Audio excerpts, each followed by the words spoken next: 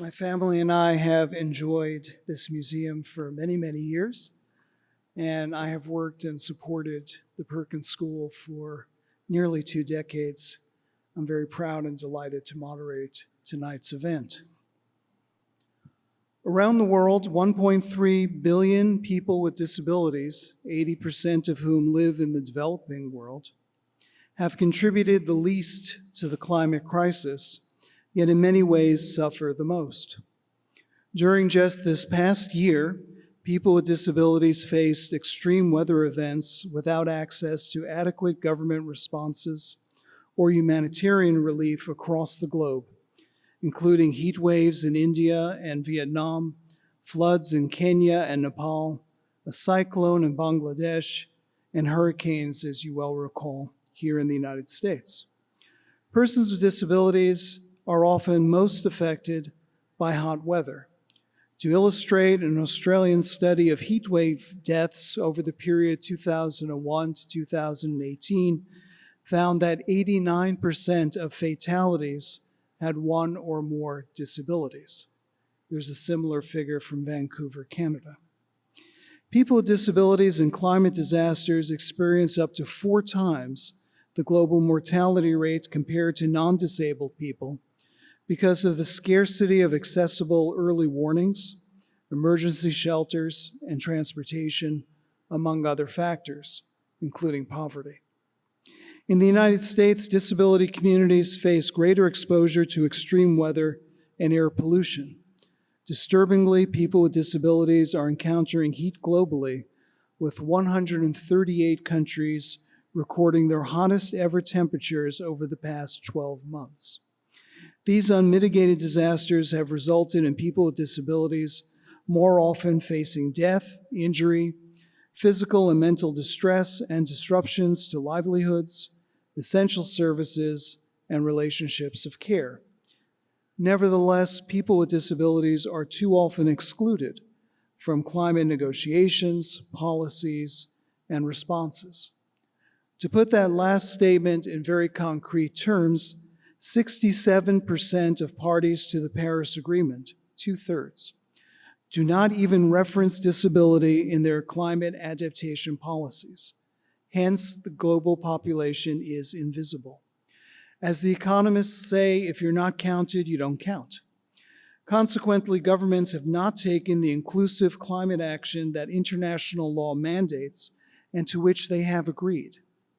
Absent that inclusion, countries cannot adequately prepare for the world's present 1.2 degrees Celsius of warming above industrial levels, and certainly not the limit of 1.5 degrees Celsius pursued by the Paris Agreement, let alone the 3 degrees of warming the planet is currently on track to reach this century if things do not change. Power dynamics at the COP, the Conference of Parties, which begins on Tuesday, are obstructing the negotiation process. Highly impacted groups, including people with disabilities, face political exclusion while the economic interests of high-income countries and multinational corporations are prioritized. The UNFCCC Secretariat, which runs the COP, has hindered the formation of an official constituency of persons with disabilities, severely impeding their participation in climate negotiations. Formal constituencies have access to information in advance, can attend bilateral meetings and limited access events, and have their voices heard by making interventions. Constituencies have been recognized for business and industry, for other marginalized populations such as youth, women, and indigenous peoples, but not for disability.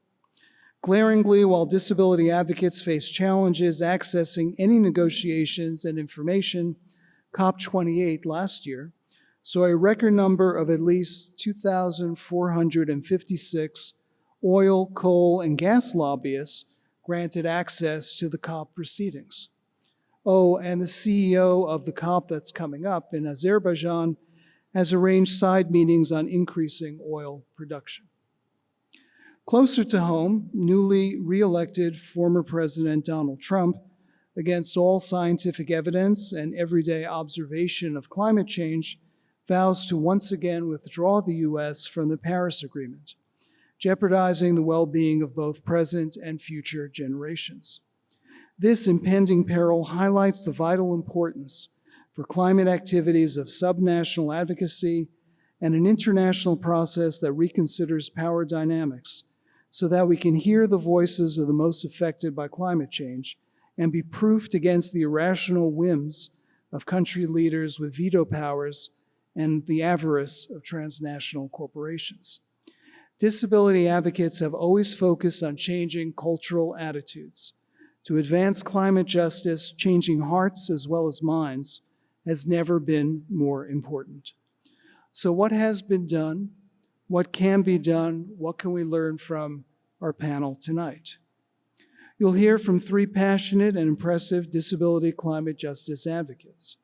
I'll suggest some questions and facilitate discussion, but please remember to send your questions in as well.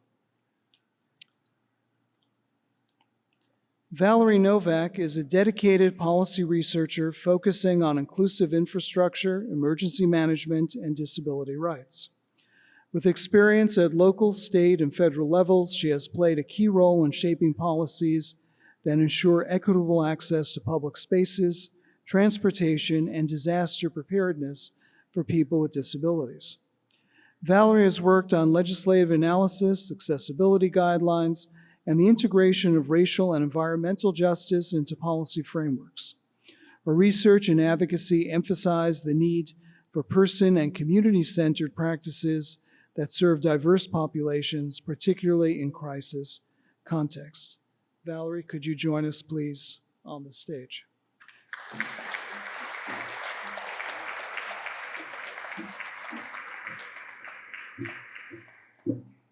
Kristen McCosh is the Disability Commissioner and ADA Title II Coordinator for the City of Boston. In this role, she leads the city's collective efforts to ensure access, inclusion, and non-discrimination on the basis of disability, so that all disabled residents and visitors have an equal opportunity to participate fully in everything that Boston has to offer. A lifelong resident of Boston, Kristen has been a part of the disability community for over 30 years and has seen firsthand the improvements in accessibility and inclusion throughout society. Through her successful professional career, Kristen has worked in various fields, including public health initiatives, disability service provision, peer mentoring, and municipal government. Disability advocacy has always been the top priority in all of her work. Please join me in welcoming Kristen to the stage.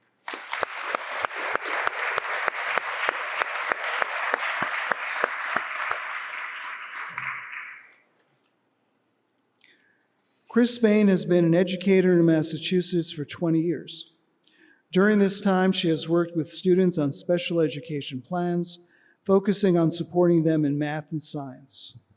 She came to Perkins School for the Blind in 2021 to teach science to secondary students.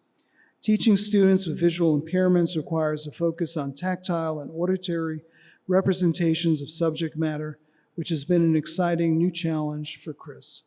Chris, the STEM wizard, please join us on stage.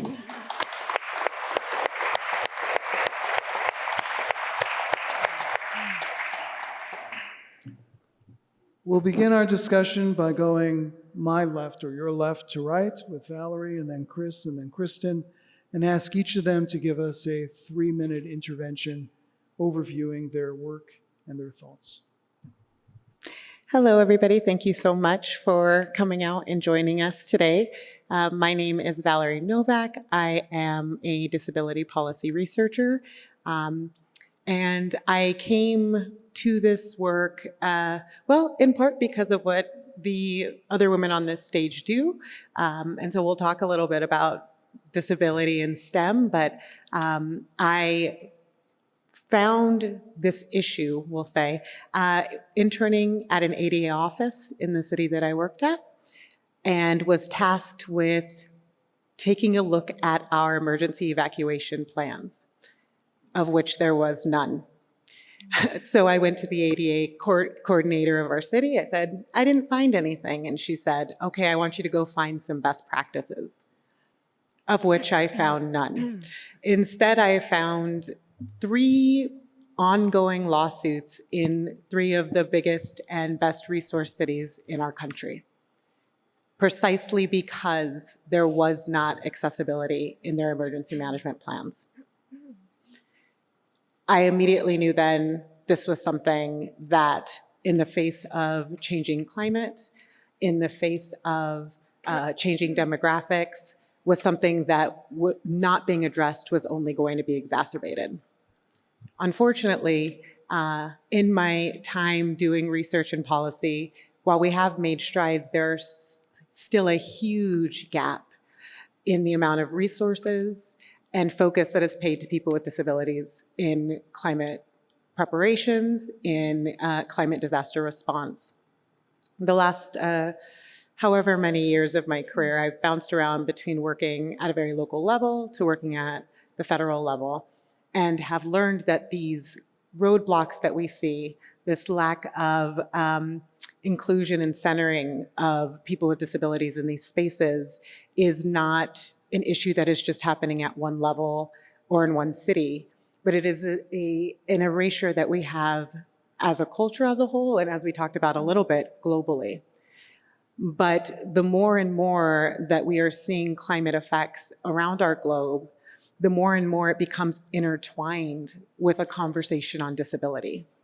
And when we're talking today about climate being a disability issue, it is a multi-pronged issue, and my research has focused on both the way that climate causes disability, the way that people with disabilities are made more vulnerable in the situations of climate change, the way that the injury and what we think of as disability is not only affecting humans, but our ecosystems, other species on our planet that are being changed and their functioning changed because of this. And also that because of the place we are right now in our world with technology, we are also seeing an aging population that is, by nature of being human, going to become more disabled. There are multiple people in our population, in the world, as well as species that aren't us, that are connected to our climate through disability. I have been working most recently on what accessibility can look like at a city level using AI to try to fill out some of the gaps that we have, but unfortunately, we run into the same problem because we have not been asking this question before, because we have not been making these decisions before. Even the resources we have now to try to grow and make decisions are lax. And so I think part of what we're going to talk about today is the importance of infusing disability perspective and knowledge from the top to the bottom, starting from being able to access science education and climate education, to employing people with disabilities in climate science positions, in accessibility positions, to writing policies that center people with disabilities when we talk about how we respond to a disaster, how we evacuate a building, or how we put together resources. So that's a little bit of what I focus on. I guess I'll stop there. Thank you, Valerie.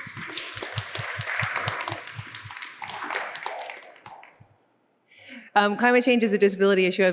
We've been talking about that as we've been introducing the speakers today. Next slide, please. So about Perkins, we help children with disabilities to find their place in the world, as Dr. Muma was talking about. We have nearly 200 years of experience doing that with students with various disabilities, including multiple disabilities. We have a global presence where we've reached 1.2 million children worldwide since up until this point. And there are 1.6 billion people with disabilities worldwide who make up about 19% of the global population. We are the largest minority group in the world. So, you know, we can actually move policy, because if we kind of work together, we can actually enact that change. We're also the most diverse, and we're also a minority that can be entered into at any point in your lifetime. So you probably know someone with a disability. You may become someone with a disability at any time. And not to be a downer, but it's a possibility. All right, next slide, please. So why does it matter to educate our students in the STEM fields? We need to make sure that our students understand the world they live in and climate change as a whole. We know that they are really good innovators, the students I work with, always finding ways for themselves to access the world that they live in, which is kind of amazing to watch every day, which is one of the parts of my job I love the most. So we do a lot of audio and tactile education with hands-on materials in the classroom. Some of them are over here at the side of the entryway. And we have plenty more, obviously. And yeah, so the impact is is that we have the more innovations that we have, the more breakthroughs we can get to help students and everyone with disabilities. Thank you. Thank you, everybody, and welcome to our panel tonight. As Michael mentioned earlier, I am the Disability Commissioner and ADA Title II Coordinator for the City of Boston. In this role, I lead the city's collective efforts towards accessibility and inclusion. And what we really do is work on systemic access. We ensure that people with disabilities are considered in every other city department. Under Title II of the ADA, municipal governments are required to provide access to people with disabilities in every aspect of their work. So this includes municipal operations, programs, policies, services, and any other activity that we host. Also, city-owned buildings and facilities. So that would be buildings such as libraries, community centers, any building that the city owns, any park, pools, things like that. It also includes communication, whether it's in person, audio, visual, written or printed out, and digital. So in order to ensure that we get this access, we work with other city departments to ensure that everything they do is accessible. I have a staff of 9 dedicated public servants, but we definitely can't do it all. It's a really big lift to make literally everything in the city of Boston accessible. So we provide tools and training for other city departments to make use of so that they can ensure that they're providing access.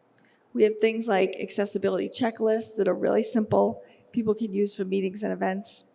We do plan review on new buildings, which could be housing or offices and lab space. And we do training. We do a lot of training on general disability issues as well as specific topics per department. And we'll go to the next slide.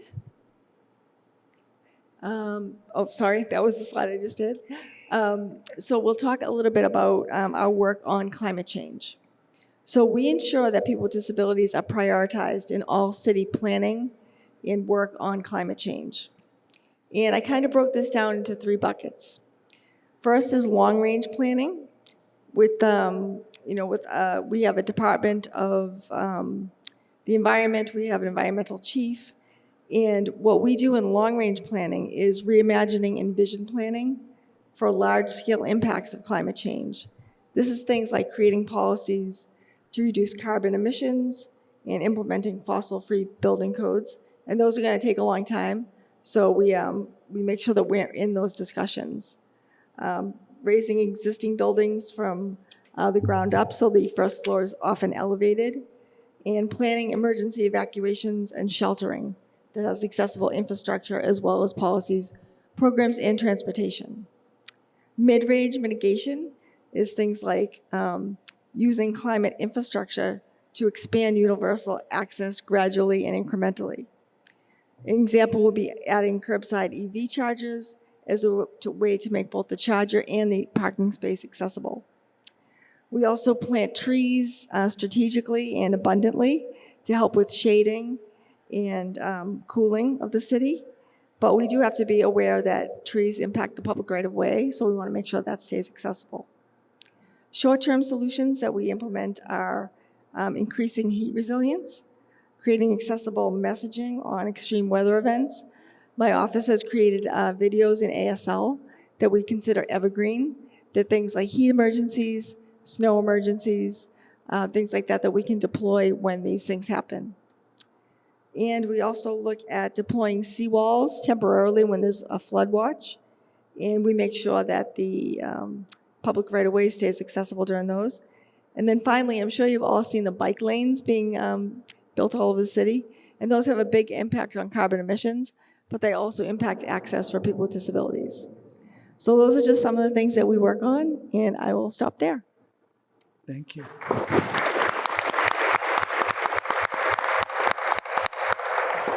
So I'm going to throw out a couple of questions, and for the first one, we'll start with Kristen and then go to Chris and to Valerie, and feel free to answer as much or as little as you like. From a disability rights perspective, we often hear things like, the high tide lifts all boats and leave no one behind. But then in our day-to-day work and work with organizations of people with disabilities, it is the disability community that is left behind. And yet we know that universal design, universal accessibility actually benefits everyone. In your work, how do you make the case to those who perhaps are in their own little silos or who don't see the intersectionality or the mutual benefits that actually working together, whether it's on climate change or otherwise, with disability groups is good for all? Yeah, thanks for that question. So I always start out by saying that Boston has a lot of built-in challenges. We are an old city, we're a densely packed city, we're a vertical city, and we're a winter city. But now I always add the line that is, we're also a coastal city.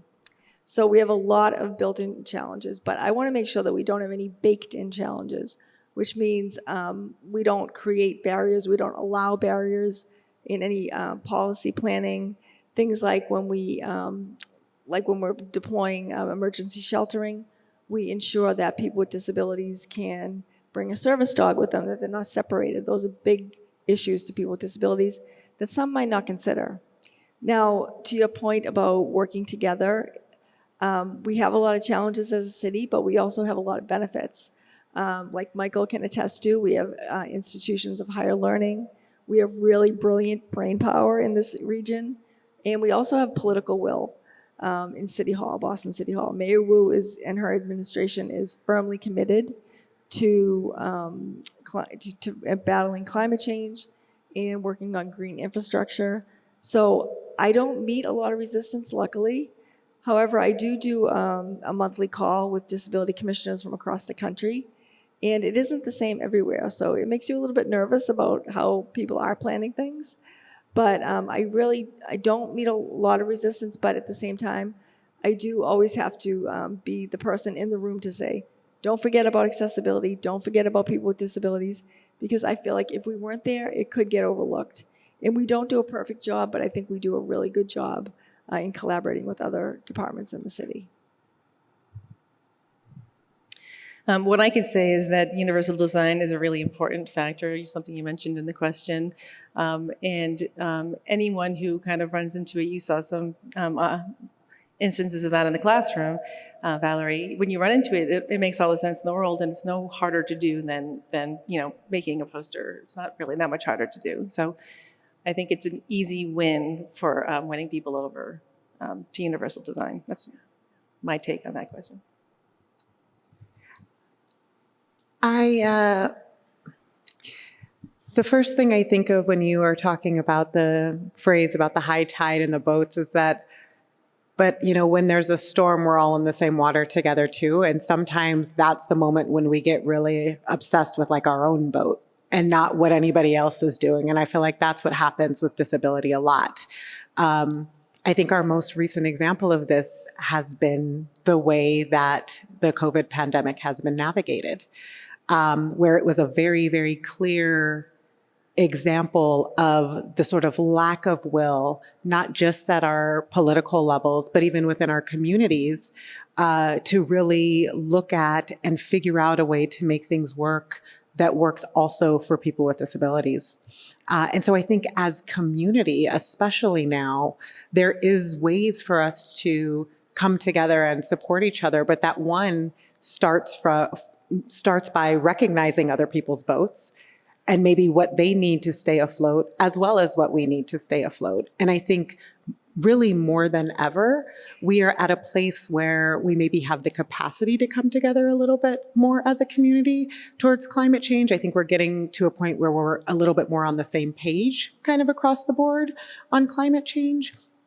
That allows us to maybe fill in some of the gaps that some of our policy is still behind on, right? There are people with disabilities everywhere. They're in your house, they're in your neighbor's house, they're at your job, right? Starting with, and this probably sounds very preachy, but it really is kind of this, I talk about doing like know your neighbor initiatives. Who lives on your block? Do you know that there's somebody who lives 3 doors down that if you lose power in a heat surge, has medicine that's dependent on electricity, and you happen to have a refrigerator? That's filling a gap that that a lot of policy misses now, right? And is a very real thing that is happening. An example is with PGE Electric in California. They had planned electricity roll-offs, and despite all of the advocacy that was done, did not adequately account for the amount of people with disabilities who needed constant electricity. This was not an uncontrollable event. It was just an event where a bunch of people were not considered, right? But we have the ability to consider the people that others don't by simply making it a priority for ourselves. And so I think there's obviously gaps to be filled there, but I think that we are a little bit too dependent on somebody else to fill that role for us. Okay, so going back this way, and continuing with the idea of creating bridges, allyship, connections, I'm going to reverse it a little bit and ask, what is the best thing that you have seen or done relative to the disability community that you think ought to be extended to and connect with other populations as a way of creating a larger social movement, a larger understanding of inclusion and society? The first thing that comes to my mind is mutual aid. Forever, disabled people have been responsible for disabled people. We take care of us kind of thing. When Harvey hit, I was connected with an organization called Portlight Disaster Strategies, which is now Partnership for Disaster Strategies. And this was a group of disabled people who gathered information from other disabled people who were in the affected area and made connections to get them what they need. Oh, we know somebody who needs a ventilator. We know somebody over here who sells them. Let's figure out how to get it down to them. This was not a FEMA effort. This was not the Red Cross. This was a group of 10 people with disabilities spread out all over the country who set up an online phone number and a spreadsheet and said, we're going to help the people who need help. And that, I think, is why I'm so community focused, because efforts like that, I think, are the greatest and the most directly impactful in the moment thing I've seen people with disabilities be able to do. I think more broadly, and I think you can speak to this, is the perspective shift. When we have people who operate and live differently, looking at the things that maybe we look at every day, they see things different than we do and can provide different insights and different strategies that allow us to be more creative with the way we handle these issues. One of the things that is really amazing about Perkins is that people are always coming up with new ways of helping students, dependent specifically on what that student needs. People are helping each other. We'll step in and ask if someone wants human guide. We'll ask if someone needs help managing their belongings or getting up and down the stairs, finding their way in the building. So how do we get that to extend out into the greater community? That's something I don't really know, have the answer to. But that may be something that you help with. But yeah, I mean, meeting people where they are and finding ways to help them succeed. And that's one of the things that's the best thing I think that we do. Yeah, so I would say on the issue of connecting with other communities, People with disabilities aren't a monolith, they're not a group. They have a lot of community, a lot of things in common. They also have a lot of differences. And we know that there are a lot of people with disabilities who don't identify as a person with a disability. They may be aging, they may just not consider themselves part of the disability community, but they still have disabilities and they still need attention and care. We also know disability is intersectional, so people of different races, different ethnicities, different genders, different backgrounds may have disabilities, and when you add that in, people can become really underserved. So we really want to try to pay attention and reach the people that we don't reach because they're not out doing advocacy. So I think one thing that we do really well, and I'd like to see more of, is multimodal communication. So we don't just, send out mailers. We don't just put things on TV. We do outreach in all kinds of ways, and we do information sharing in a lot of ways. And one thing that the City of Boston did a few years ago is we passed a captions ordinance, which requires restaurants that have, any business that has a public-facing TV has to have captions turned on at least one TV. And that really came out of the COVID pandemic because we would be having daily announcements about emergency closures and public health updates, and people might be in a hospital or in a restaurant before they were closed down, and there would be things on the TV, and people who are deaf or people who are older couldn't hear what they were saying. This was really important information.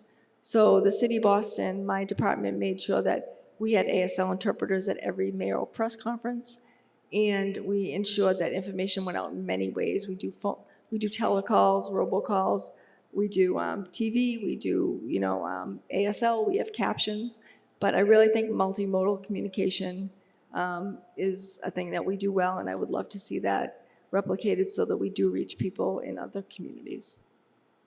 Terrific. And for the next question, we'll go back the other way. So what would you say to groups of people with disabilities, because it has to be nothing about us without us. It has to start with the disability community claiming their rights, being aware of their rights. When it comes to climate change, let's be at home now, we are facing in this country very soon a change in administrations. It is likely that the 3 years of drafting of Section 504 regulations and what is required to enable people with disabilities to live in their homes, to live in their communities, no longer has to face a court verdict, although Texas and 17 other states challenge them. It can simply be removed from the White House. So amidst all the other things that people with disabilities have to worry about in their day-to-day lives, having enough food, living in the community, being parts of their communities, how do you raise awareness of and motivate to work on climate change amidst all the other challenges that they're facing? Yeah, it can be discouraging. And I know a lot of people are feeling a lot of emotions right now, and worry is definitely one of them. We're lucky in Boston that we have a very, very strong disability advocacy community. Our disability advocates are very well educated, they're very, very knowledgeable, and they make their voices heard. They do advocacy like on state legislation, on federal legislation. I know a lot of them go down to DC to attend hearings and make their voices heard. So I would just encourage people not to give up. We know this famous saying, keep your eyes on the prize. It's really a fight worth fighting, and it's something that we can't give up because it's existential for our survival in the short term and the long term. We know that in the city we do a lot of short-term impact assistance, like we have in cooling centers and warming shelters. We give out misting tents in the summer. So I would say work with your local governments, work with your advocacy communities, and just keep the message going that we need to be in this moment. We need to meet this moment. And we try not to get discouraged and look at the long-term goals. I'd argue it goes back to education and making sure that the students who are special ed students in our public schools and our private schools have access to good science education, which will help inform them to make decisions about all things climate change. But in public schools and in private schools, Students with disabilities need so many extra services and time spent outside of the classroom sometimes detracts from that education, and that can be a problem. So just making sure that we keep the kids in the classroom where they need to be to learn that information so that they can go on and to be informed adults is important. I agree that I think education, at least, you know, for that awareness piece is very important. And I think wow, I guess it's been a while since I was in like K through 12 school. I don't know that climate education has gotten a whole lot better since I was in school. So I think that's a very good point. But to the question about how do we kind of elevate this among all these other issues, I think it's kind of what we're doing here tonight, because climate is a disability issue, but it's also a housing issue. It's also a food access issue. It's also a public health issue. And so I think the awareness of sort of infusing the understanding that climate change doesn't just mean we get more strong hurricanes. It means drought in countries that produce tremendous amounts of the world's wheat. It means sicknesses that we haven't seen before. It means both colds and high heats that literally do not work with people's physiology, right? I think we have for so long talked about climate like it is just about weather and have forgotten the way our ecosystems work, right? What that actually means for our everyday life. So I think part of elevating the climate conversation in this conversation is to more accurately center what climate means to our survival. And that it's not just, oh, now I can go swimming in November, or I no longer need a jacket, but that my garden zone is changing and now my food is not growing the same anymore. As somebody with a disability, the change in weather is horrible. The way my body feels, right? And so I think a big part of bringing that awareness is to truly get to a place where we're truly understanding what this means for our ability to survive. Because I think once we have that understanding, it's impossible to see climate as in conflict with these other issues, and rather a root process that needs to be addressed in order for us to adequately address issues of housing and hunger and things like that. Terrific. So before we shift to taking questions from our electronic submissions and going back this way, what would you want to tell people with disabilities from all your work, from all your learning about climate change and what they should be aware of as far as staying safe, advocating? Build your community and find allies. Especially in the time that we're going through. Even if we had the most amazing ADA commissioner, right? These things take time. And we are already in a place in the climate conversation where we don't have time. For those, there are so many people, whether because of age or something else, that do not want to identify as disabled. And that's fine. But if you know that there is going to be a risk to, say, you evacuating for some reason, then it doesn't matter what you call yourself. Find a partner in that. Find a buddy. Maybe it's your neighbor who okay, I'm going to check on you and you're going to check on me if things aren't going okay. Because that community, building that, has always been what has saved us. Do I have time for a little story? I have a story from somebody that I interviewed that told me about an experience of being trapped in an elevator-less high-rise in New York during Superstorm Sandy. And that the fire response did not come, the police did not come, and it was neighbors who band together. I don't even know that this person knew these neighbors. This is a New York apartment. They might have never talked in their lives. But they knew that this person was stuck in there, and it was a handful of neighbors that somehow came together with a hard piece of something and a sling, and they got this person out this building. And they just lived in the same building, but it was enough that these people saw a need and they said, oh, well, nobody else is doing this. We're going to do this for this person. And so I think it's one, being that person if you can be, but if you are, especially if you are somebody with a disability, it is finding those people. Yeah, I would agree. Find allies. Also inform yourself, research, find your resources. So I was talking to students about what they would sort of want and what they would like me, I got distracted, sorry. So,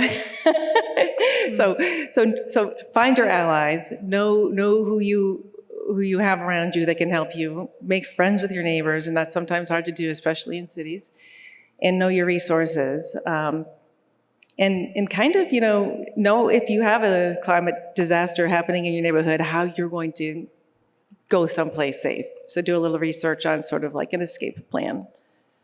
Yeah, in my role, I would focus on the practical and the tactical. And what I mean by that is if you have a significant disability or any disability or health condition, try to have extra medicine on hand, try to have any supplies you need on hand, make a go bag in case you need to evacuate quickly, pay attention to, things that are happening when storms are coming.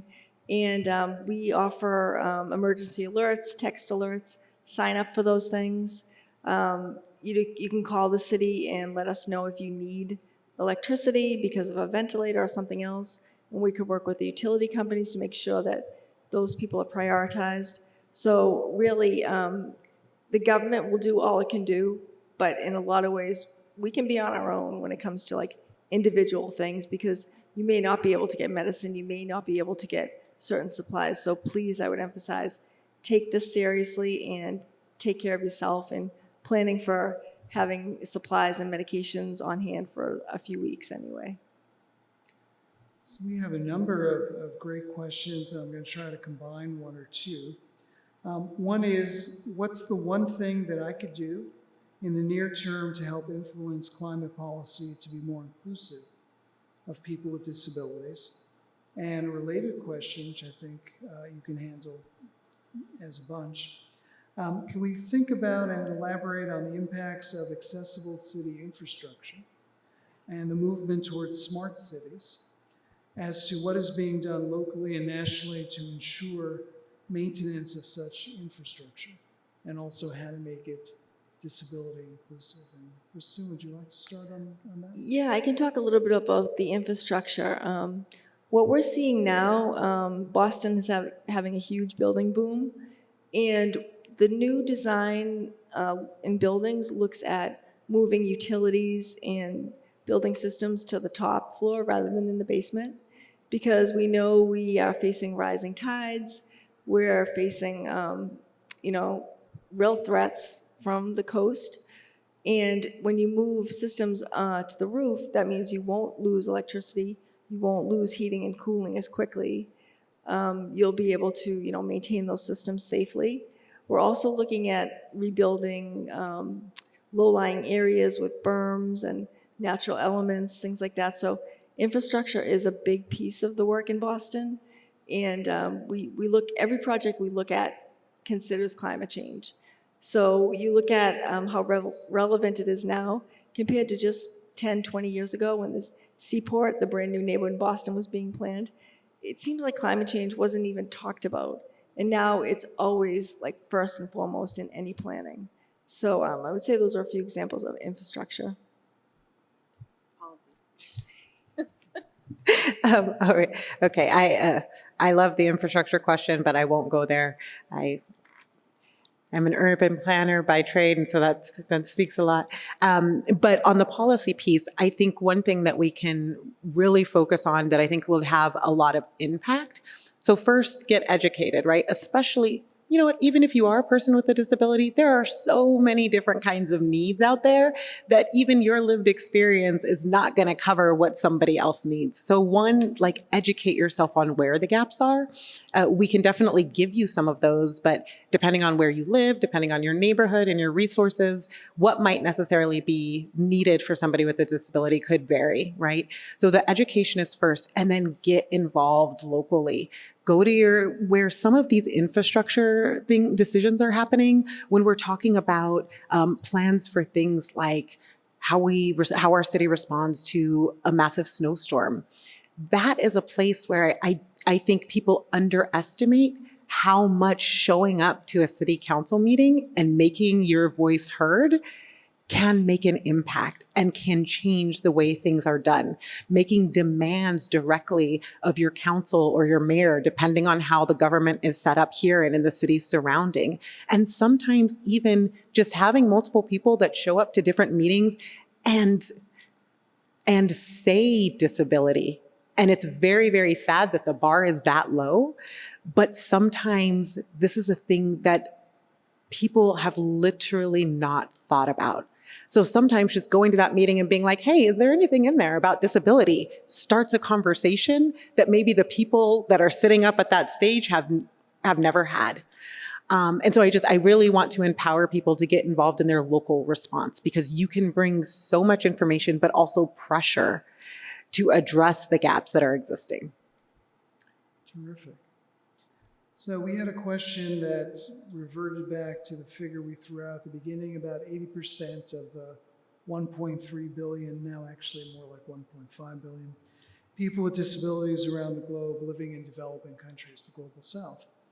And our inquiry is, how do any of you work with colleagues or peers outside of the US? I'll take the first stab. The short answer is with great joy and humility. And in response to their needs and their requests. The longer answer is that I've been privileged to work in 46 countries, most of them developing countries. And climate is, of course, a global issue. But we have published a handbook. It's the only one in the world on disability and climate change. It's available for free on our website. It's being distributed by UNICEF and the World Bank. And local communities are asking for permission, which they need not, because everything on the website is open and available, to translate into their local languages and in context. We also do research in various places relating to climate and disability, Nepal, Bangladesh, and now Nigeria. So we try to make our contributions, but we'll go back to Kristen. My work is really focused on local government, so I don't have a lot to add. I'll leave it with your expertise. Go ahead. We have, at Perkins, we have some international colleagues come to campus to study with us and then take their knowledge back into their own countries about working with students with disabilities. And there's that. The focus is not about climate change, generally speaking, although obviously the conversation does come up. My work is also limited internationally. I think most of the policy I've worked on is national. When I have got the chance to work with people from other countries, it's largely either been in a research capacity, so it's somebody who belongs to a university that is someplace else, so very kind of separate. I think the other thing is I have been able to bring some of the issues that we specifically have here to that international space. I have been able to go to Geneva, speak at the UN a little bit about specifically disability and climate, and the way that that affects us globally, and talked a little bit about the disproportionate effect there, and that people here also experience, but mostly it has been in research and creating literature and not necessarily on the ground. All right, so we'll take one last question and then we'll wrap up with your final thoughts and also some sharing of contact information and anything else that you like. And that is, there's a big movement towards green infrastructure, green jobs, universal, right? How do we ensure that those are universally accessible? Because very often as we see, there's the new bright thing. Yeah. Right? We're all going to go and do AI, and then we say, well, wait a minute, AI actually isn't that accessible, and it's got some problems with it. We get all these new nifty toys. How do we make sure that they're inclusive of people with disabilities? Am I starting? I think the first and foremost thing is make sure you have a bunch of people with disabilities working on it before it's released, before you decide it works, and probably depending on the infrastructure that you're working on. Before you even get to that point, you probably want to ask the people, both disabled and not, what about that infrastructure needs to be changed, or how, because we are reimagining how to create some of this infrastructure to be more green, that we have the opportunity to imagine other things in that conversation. There was a question like about smart cities. There is so much potential there to actually think outside of the box, to truly imagine what it means to have a non-car centric space, for example. And you'd probably get a lot more ideas by talking to somebody who maybe doesn't drive a car, right? Rather than having a room of people who drive cars talking about building walking cities. And so I just completely lost my train of thought after that. So I guess I'll stop there because I don't remember where I was going. Our students really rely on the new gadgets and the technology and the AI. So we need that for them. As far as infrastructure, it would be useful for that to be embedded into various things like ATMs, or if anyone uses ATMs anymore, or applications on their phones for Uber, or something like that. They rely on tech all the time, and the new gadgets are kind of always up and coming, and everyone's better than the last one. So the city is super committed to green infrastructure. We have a program for the Boston Public Schools. We have programs for new city buildings. We recommend LEED certification in all the, we require LEED certification in all private developments. We also have a pipeline of green jobs because we know they're the future. So what we do to ensure that they're accessible or people with disabilities are considered is to work, like I said, systemically to make sure whether it's the Parks Department or the Workers' Empowerment Cabinet, that they are considering accessibility when they're developing these jobs. My office really acts as what we call like an internal, like in-house consultant on access. So we've built such strong relationships that other departments know they have to come to us when they're developing these things. So I think that's the way we handle it in the city. Can I add one more thing now that I got back to it? The one other thing I think specifically when we're talking about green cities is to increase partnerships. We have a very siloed policy experience. Transportation people aren't necessarily talking to housing people, and we're definitely not talking across country or county or city lines. But that's not how particularly climate emergencies work. They're not stopping and they're like, oh, this is the county line, I'm gonna stop here. But we're not necessarily planning as if we're all living in the same region. And I think that is another space, being flexible with what that looks like, and also expecting that we're going to get it wrong and anticipating the funds and the will to fix it when we do. So during tonight's discussion, a number of themes arose. We learned of good practices in city building and inclusion, in STEM education and policy development and outreach. We noted the requirement for creating allyship. Because now, especially to be political, with the world moving to the right globally, those of us who are members of marginalized populations need to have solidarity. We need to work together in order to improve things. And climate change is, of course, an existential threat. We all live on this planet, regardless of our politics, skin color, faiths, and so on. But we always came back to the idea of nothing about us without us, and including the population of people with disabilities, not only because it's the right thing to do, but also because it makes sense.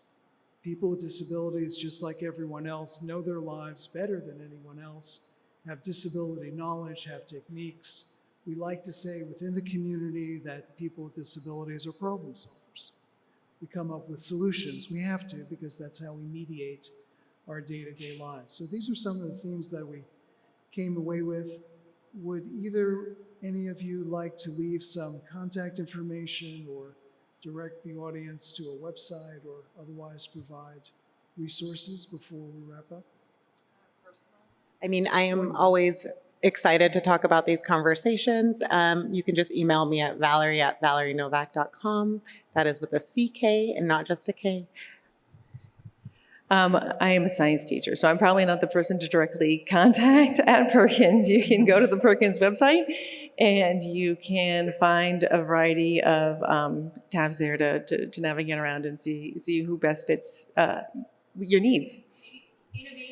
Innovation at Perkins.com. .org. Perkins,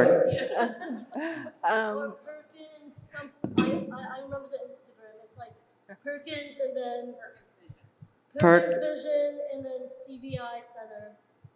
So innovation at Perkins.org. Thank you. Innovation at Perkins.org.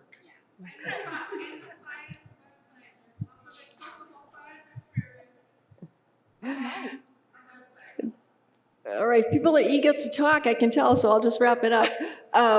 Just one thing, a parting thought I want people to know is in the city of Boston, especially in my department, what we always say is we tell other departments that people with disabilities should not only be accepted, they should be expected. So when you are planning things, it should be a seamless process for someone in a wheelchair, someone who's blind, someone who's deaf, just like anybody else. And you can always reach me at, we have a general disability, which is a general email, which is disability@boston.gov. Can I say one more thing?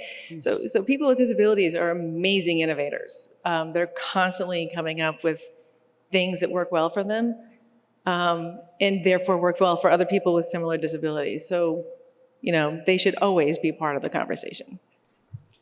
And I would welcome anyone to visit our website at www.hpod,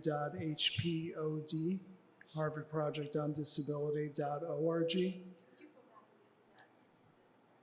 www.hpod.org.